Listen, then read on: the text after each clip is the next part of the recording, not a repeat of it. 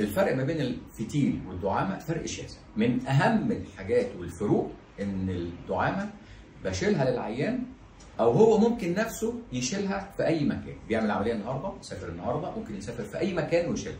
تعالوا نوريكم انا بقول للعيان تشيلها ازاي. تعالى اتفضل. قدامكم بالظبط اهو زي ما انتم شايفين،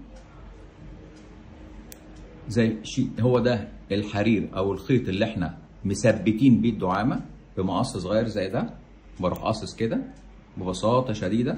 ليه؟ مش لازم دكتور يشيل ومش لازم حتى ممرض، قريب العيان اخوه ممكن يشيل حاجه زي كده.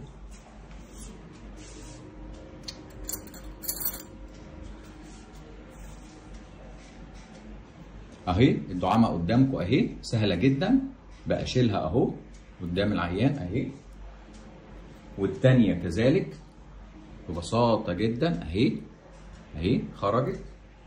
وبكده نكون خلصنا شيل الدعامه. وجعتك يا محمد؟ لا لا خالص نهائي. تقوم تروح؟ اروح. الحمد لله على السلامه. الله يسلمك يا دكتور.